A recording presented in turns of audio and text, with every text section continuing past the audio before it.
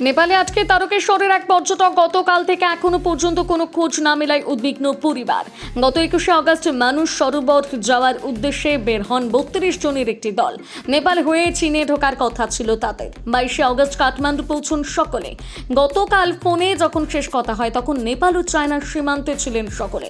হরপা বানের পর আর ফোনে যোগাযোগ সম্ভব হয়নি। 32 জনের মধ্যে তারকেশ্বর থেকে যান দুজন, একজন স্নেহাশিস দত্ত এবং ট্যুর ম্যানেজার জয়ন্ত সান্যাল।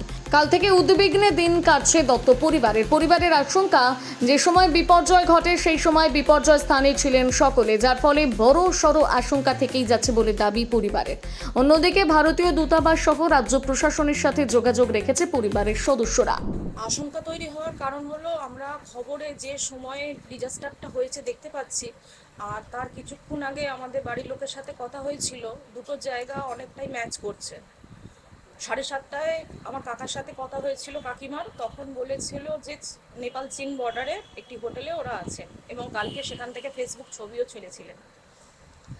আর তারপরে 8:30টায় যখন চলো যাই ট্যুর অ্যান্ড ট্রাভেলসের সঙ্গে কথা হয়, তখন মানে আমাদের সাথে কথা হয়নি, ওনাদের সাথে ট্যুর মেম্বারদের কথা হয়েছিল।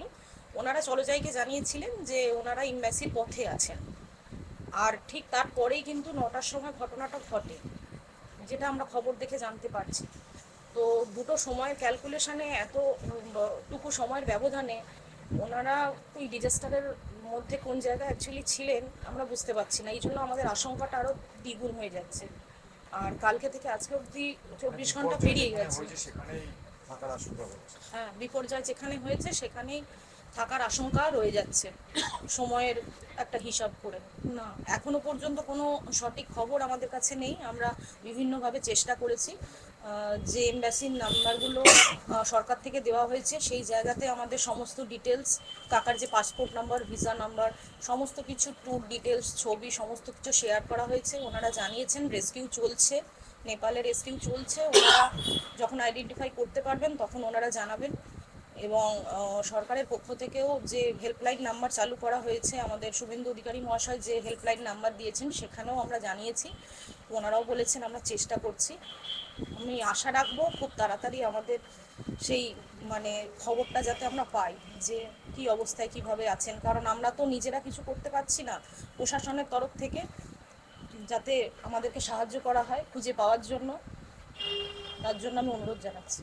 নেপাল এমবেসি থেকে অ্যাসিওরেন্স দেওয়া হয়েছে যে একদম রেস্কিউ টিম, রেস্কিউ হেলিকপ্টার্স, এবং চাইনিজ সাইডেও নিউজে যা দেখছি চাইনিজ সাইড থেকেও হেল্প করা হয়েছে, ডিসপ্যাচ করা হয়েছে। এবার আমাদেরকে নেপাল এমবাসি বলে যে কোনো রকম রেস্কিউ লোকেদের আইডেন্টিফাই করা হয়ে গেলেই আমাদেরকে ওনারা একটা লিস্ট পাঠাবেন, বা আমার নিয়ে একটা প্রোফাইল ক্রিয়েট করা হয়েছে, আমার বাবাকে নিয়ে, আমাদের ফ্যামিলি মেম্বার্সকে নিয়ে।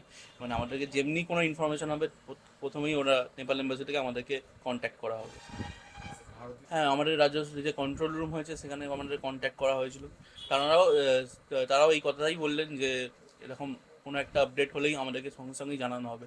সব নাম্বার নেওয়া, তারা আমাদের সম্রাট ট্যুরস অ্যান্ড ট্রাভেলসের কন্ট্যাক্ট নাম্বার, ট্যুর গাইড যারা শেরপাড়া থাকে, তো শেরপাড়ের ফোন নাম্বার, তাদের সাথেও কন্ট্যাক্ট করা হয়েছে। তারা বলছেন কিছু আপডেট হলে, তারাও নোট ডাউন করেছেন আমার নাম্বার, আমাদের কন্ট্যাক্ট ডিটেলস, কিছু আপডেট এলেই জানানো হবে।